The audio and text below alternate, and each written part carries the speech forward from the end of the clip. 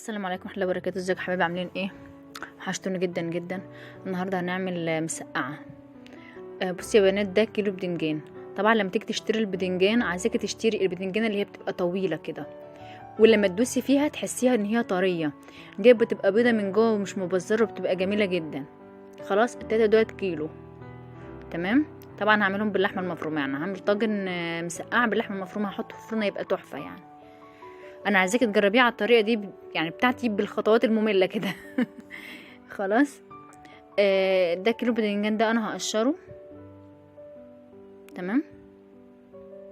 بصي البدنجان براحتك، عايزه تقشريه ماشي، عايزه تسيبيه بقشره تمام، عايزه تعملي زي ما انا بعمله كده حلو يمشي. طبعا هتقولي ليه الاحسن طبعا والافيد ان انت متقشرهوش طبعا يعني، بس انا عيالي مش بيحبوا قشر البدنجان، فانا ضحكت عليهم وقلت لهم هو كده متقشر. على طول بضحك عليهم. تمام. بقشره انا كده يعني، بسيب فيه يعني حتت كده من القشر. خلاص.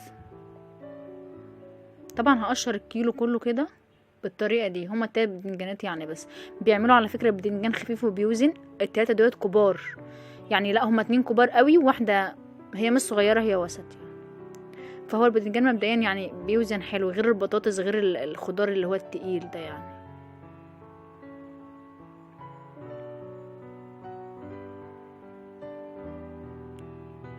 خلاص. هو البدنجان مفيد جدا يا بنات، وكله حديد ومفيد جدا جدا لينا كلنا مش بس الاطفال يعني.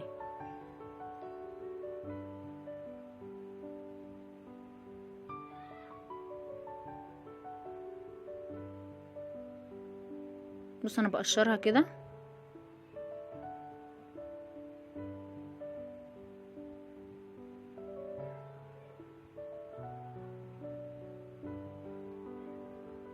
تمام. قشريها طبعا براحتك، مش عايز تقشريها يبقى احسن طبعا، تغسليها كويس كده وتقطعيها وخلاص.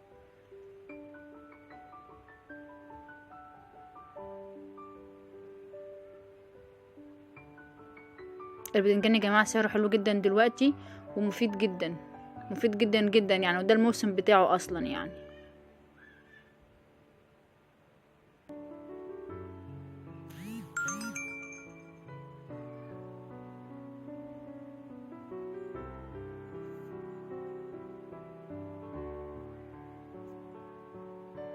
تمام. هقشر كده البدنجان كله، قشرت طبعا التلاتة، وابتدي ان انا اقطعهم كده على طول.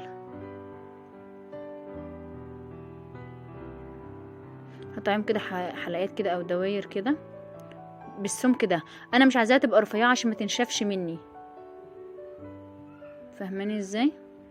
وهي طبعا انا عايزه اقسمها 2 يعني، عشان هي اصلا كبيره. هي طالعه مش عارفه ليه في الكاميرا مش كبيره كده، بس هي فعلا كبيره. هي كبيره وخفيفه وكويسه ومش مبزره خالص يعني. شايفه عامل ازاي؟ مش مبزر على فكره، ما فيهوش بذر. طبعا البدنجان ده المفروض اول ما تقطعيه لازم تنقعيه بقى في ملح او ميه وملح على طول، علشان خاطر اللي بيسود. بص ابيض جميل خفيف، بص جميل جدا ازاي من جوه، وابيض جدا وفاتح ازاي، لونه حلو جدا على فكره. سوري يا بنات، دخلت الشتا دي، هو انا طول السنه بيبقى عندي برد يعني، بس دخلت الشتا ديت بتبقى موضوع صعب يعني. كده انا قطعته كله. هو مش مبذر، بس هو لما بتسيبيه كده دقيقتين بيبتدي ايه بقى، يغمق كده. طبعا هحطه هنا، حطيه في اي حاجه عندك، وبروح اغسله وبصفيه من الميه وارش عليه ملح، يعني مش بنقعه في ميه، صفيه من الميه ورش عليه ملح كده احسن. انا كده طبعا شطفته. تمام. وبحط عليه ملح، ما تخافيش من الملح، هو مش هيحدق معاكي. انا حطيت كميه ملح كويسه بتاع معلقه كبيره او معلقتين كمان. بنقعه كده شويه وبروح اغسله تاني، يعني انت بتنقعيه كده شويه، بتسيبيه كده مثلا بتاع ساعه، بس ما تحطوش ساعه يعني، وبروح اشطفه تاني. شايفه الميه بينزل ميه عامله ازاي؟ هروح طبعا اشطفه عشان الملح ده، وهنرجع على طول نقليه مع بعض. بحطه كده في مصفى عشان يتصفى. تمام. وهتبتدي بقى ان انت تحطي مثلا طاسه او صينيه او اي حاجه تحطي فيها زيت، وسخني زيت كويس واقلي على طول.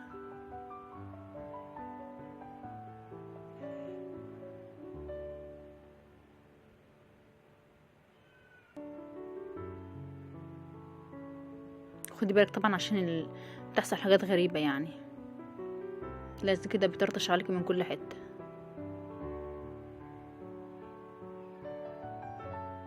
طبعا انا عشان ماسكه الفون بصور بايد وبس، يعني بستخدم ايد واحده، فطبعا انت يعني تعرف تحركي كده احسن مني يعني. فاهمه انت؟ فاهماني؟ انا عارفه انت فاهماني.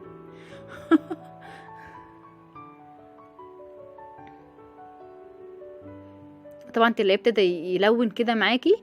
انا عايزه اللون ده، انا مش عايزاه يحمر يبقى احمر، لا انا عايزاه بس ايه. وعلى فكره اول ما بتبتدي يعمل كده بص تلاقيه طري معاك، يعني استوى، دخل في مرحله السوا يعني. فاهماني؟ انت كده هحطيه في الفرن تاني.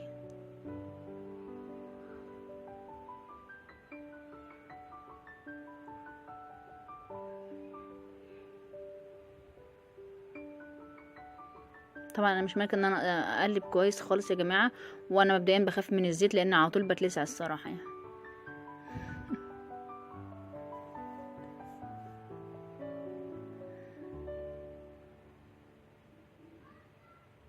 هقلبه كده كله كويس.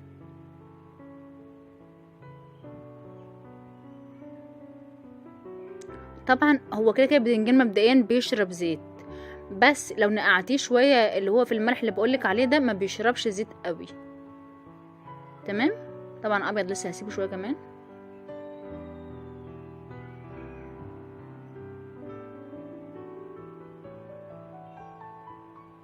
عايزه اقول لكم وحياه ربنا بيبقى طعمه كده تحفه وبيبقى خفيف وجميل جدا يعني. طلعي كده على طول. بصوا انا الطاجن اهو غسلاه ومظبطاه ونضيف. طبعا الطاجن ده انا مش بستخدمه كتير، فعلى طول بغسله واشيله كده يعني ايه في المطبخ كده في اي حته كده، بطلعه كده في الحاجات اللي هي التقيله دي. هحمر الباذنجان كله بقى وارجع لكم.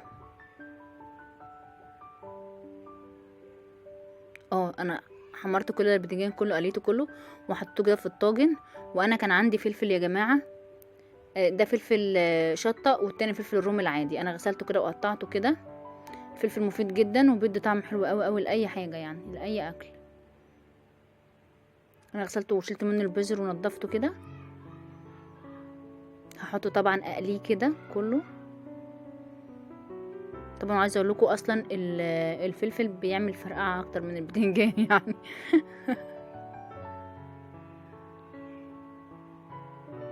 انا عايزه اتبله كده بس مش عايزاه يتحمر يعني، انا عايزاه ياخد بس كده تتبيله بسيطه.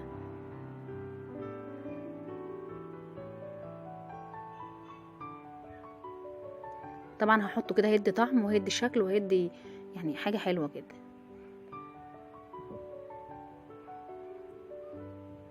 فاهماني ازاي؟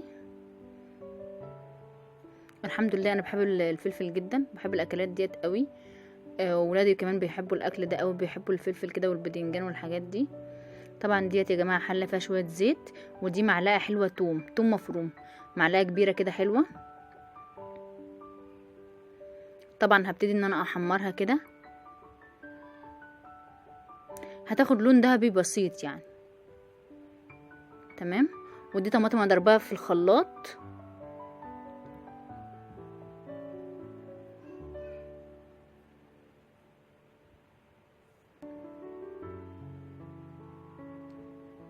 الطماطم يا بنات لما تيجي تستخدمي طماطم في اي اكله حطي سنه سكر صغيره عليها. انا كل فيديو بقول لكم كده ما تزهقوش مني.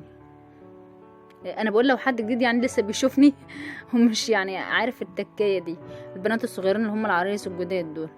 طبعا هي تقيله قوي فانا زودت شويه ميه، نص كوبايه ميه كده. تمام. طبعا دي ملح، ودي المعلقه 3 بهارات بتاعتنا اللي انا بستخدمهم على طول، اللي هو كمون، كزبره، فلفل اسود، انا طحناهم على بعض. طبعا الاحسن تجيبي البهارات بتاعتك وتطحنيها انت بنفسك. طبعا هتغلي كده، انت اللحمه عندك متعصجه، تمام، هتحطي فيها اللحمه. فاهماني؟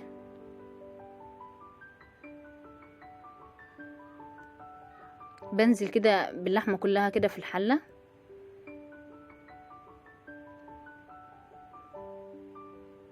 هتقلبيها كده تقليبه واحده. اللحمه عندك ديت مستويه، المتعصجه دي بتبقى واخده سوا تام يعني.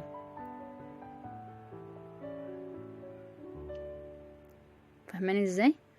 وطبعا دي تعملي جنبها مثلا شويه سلطه، اعملي جنبها رز بشعريه، رز ابيض، بتبقى تحفه.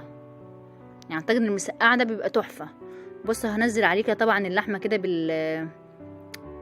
بالتقليه او التخديعه اللي احنا عملناها دي. طريقه امي، كلمه التخديعه ديت بتاعت امي يا بنات، محدش يتريق على امي بعد اذنكم يعني. خلاص. بص انا حطيته كده تمام، وهخش بيه على طول على الفرن. يعني انا مش هطلعه كده مع ان كل حاجه فيه مستويه، بس هياخد كده ربع ساعه في الفرن. طبعا الفرن متوسط حرارته، يعني مبدئيا العالي فيه يعني مش بيولع الدنيا يعني. طبعا عايزه الفلفل ده يطلع على الوش كده، يدي كده شكل كده.